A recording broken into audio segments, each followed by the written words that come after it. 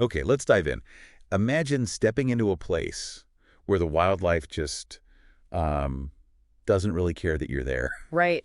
where the very ground beneath your feet tells this incredible story, millions of years of change. Yeah. Today, we're doing a deep dive into the Galapagos Islands.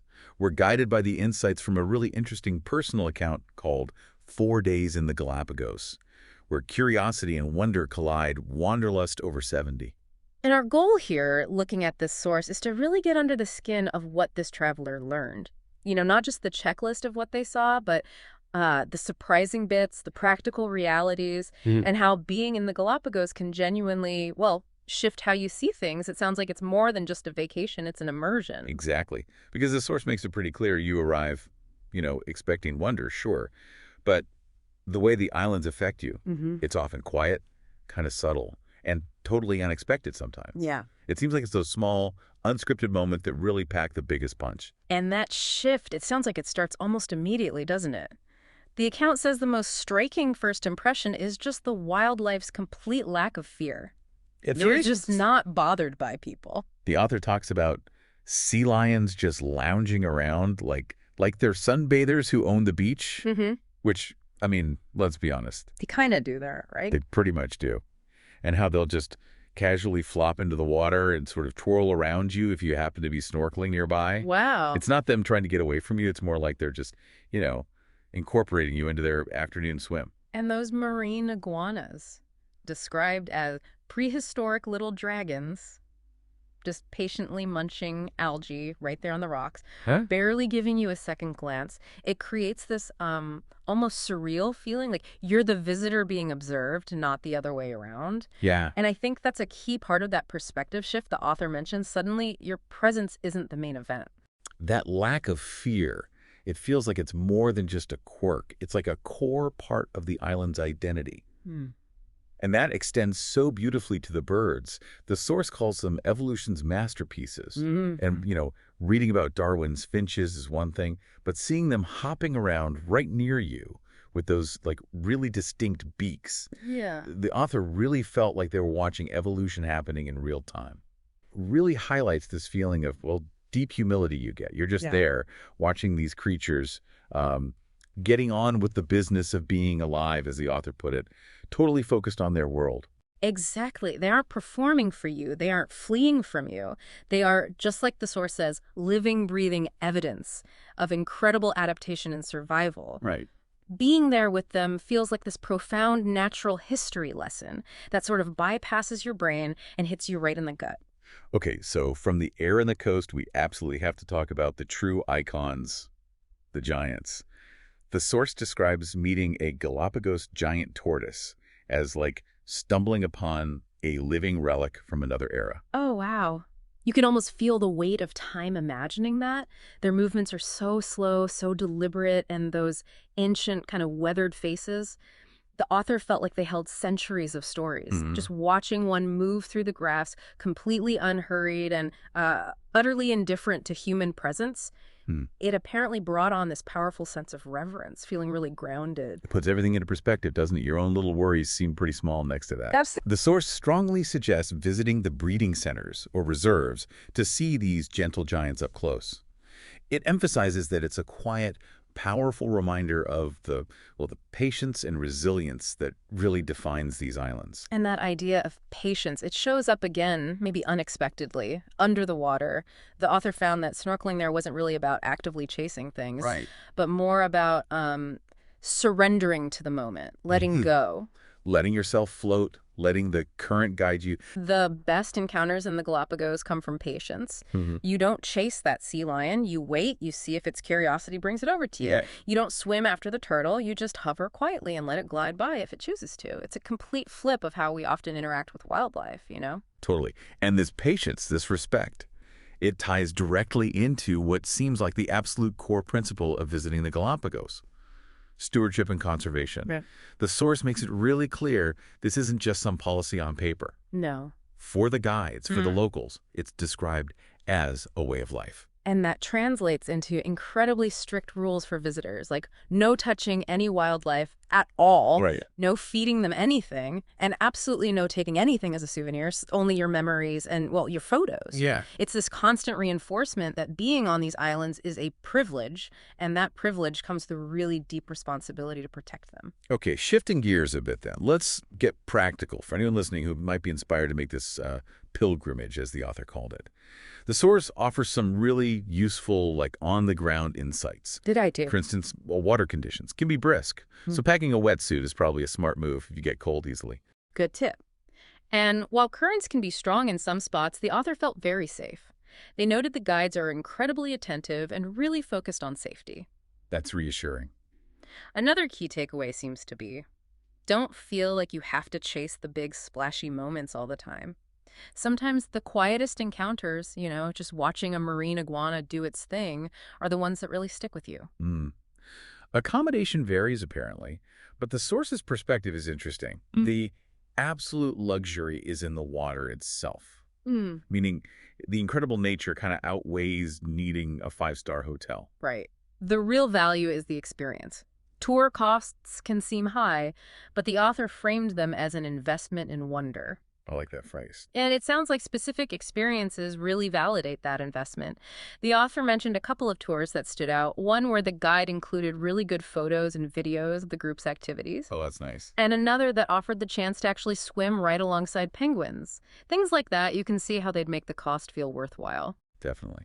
Now, here's a piece of advice that might sound a bit boring, but sounds absolutely critical based on this account. Money. Bring American cash. Yes, this is crucial. And bring more than you think you'll need, especially small bills. Cannot stress this enough, apparently. While the US dollar is the official currency, cash is just essential for loads of things. You need it for the national park fee right away, water taxis between islands or spots. Tips. Yeah, and all sorts of little charges here and there. And here's the kicker. ATMs are few and far between, and often unreliable. All right. So the author's advice is blunt. Avoid the stress. Arrive with plenty of cash. In the Galápagos, where the real wealth is the nature, maybe having enough cash is its own kind of luxury. Practicality is key. Good point. Getting there is part of the whole adventure, too. The source describes it almost like entering a secret garden. There's a process, it's not instant, and that actually builds the anticipation. Right. Most people fly from mainland Ecuador, usually Quito or Guayaquil. Then you hop on a domestic flight to one of the two main island gateways, either Baltra or San Cristobal. And they offer slightly different first impressions of the archipelago. Okay, how so? Well, Baltra is the most common entry point, often used for cruises. Getting from that airport to, say, Puerto Ayora on Santa Cruz, the main town, it's a bit of a mini journey. You take a bus, then a short ferry, then a taxi or shuttle. A bit of relay. Yeah, exactly. But you get to see the landscape change dramatically, from arid near the airport to much greener as you head inland. The airport itself is quite eco-friendly too, which is interesting. In San Cristobal. San Cristobal is more direct, especially if you're planning a land-based stay. The airport is right near the main town. The source found San Cristobal maybe a bit sleepier, less polished than Puerto Ayora. Okay. But incredibly charming. Things like sea lions just casually napping on park benches right in town. Chuckles, seriously, that's amazing. Yeah. And this leads us to the two main ways people explore the islands. Staying land-based or taking a cruise. Right, the classic dilemma. Cruises are, well, the classic approach. They literally whisk you between islands overnight. You've got naturalist guides on board, you tend to cover more ground in less time, and all the logistics are handled for you. Sounds efficient. Yeah. But, as the source points out, that efficiency means less flexibility, right? You're on their schedule, their itinerary. Exactly. They can also be quite pricey, and the potential for seasickness is a very real thing on some of those open water crossings. Good point. Land-based travel, on the other hand, lets you settle into a town like Puerto Ayora, maybe soak up more of the local vibe, and take day trips out from that base. So more freedom. More freedom, yeah, but it definitely requires more effort. You're booking your own day trips, figuring out transport like those water taxis. Okay. But it offers the chance to linger longer in specific spots, maybe connect a bit more deeply with the islands you do visit. So the author of this account, they chose the land-based route. They did. Flew into Baltra, based themselves in Puerto Ayora on Santa Cruz, and their experience included one particular journey that really highlights the trade-offs involved. A day trip to Isabella Island. Okay, and how was that? Well, getting to Isabella from Santa Cruz, if you're not on a cruise, the main way is by speedboat. And this 2-hour crossing was described by the author pretty bluntly. Awful. Oh, dude. Lots of pitching, rolling. Definitely not for anyone prone to seasickness. Apparently, it was so rough, one person in their group felt too unwell to even go snorkeling later that day. Wow. Just hearing about it makes me feel a bit queasy. Yeah. But was Isabella worth it? Here's the twist. Absolutely yes. The destination, Isabella, was deemed worth every queasy minute. It's described as quieter, wilder than Santa Cruz. Okay. Endless beaches, iguanas everywhere, more space. Great activities, too, like biking, snorkeling, seeing flamingos. Sounds incredible. It's a tough journey, but a fantastic reward. Exactly. However, looking back, despite loving Isabella, the author's hindsight is really clear. They would seriously consider a cruise if they did it again. Specifically because of that difficult speedboat experience. That's a really powerful takeaway. It just underscores how much your mode of travel shapes the whole experience, doesn't it? It really does. Cruises offer that ease. You just wake up at a new island. Right. Without enduring those potentially rough crossings between them. The author also mentions that flying between some islands is possible. Right. But it was beyond their budget, as was a full cruise at the time they booked their trip. So it really depends on your budget, your tolerance for bumpy rides, and how much flexibility you want. Pretty much.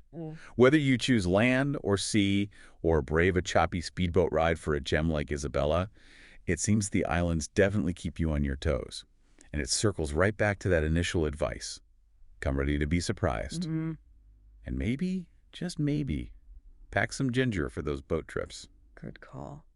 This whole deep dive into one traveler's account, it really brings home that the Galapagos is so much more than just a beautiful place to visit. It's this dynamic, living laboratory, really. Yeah. Offering these profound encounters with evolution literally happening around you, with wildlife that completely challenges our assumptions, and with these essential lessons in patience and just how vital conservation is. It truly sounds like it compels a shift in how you view the natural world. It really does. And it leaves you with something interesting to think about, doesn't it? Like, what does it actually mean to witness a place where wildlife is so utterly unbothered by humans? Right. And how does that unique dynamic challenge our usual, often quite fraught relationship with the natural world? That's a great question. Or maybe consider this. How does that idea resonate with you? The idea that the true luxury of a place isn't found in fancy hotels or comforts, but in the richness and the raw, authentic quality of the experience itself.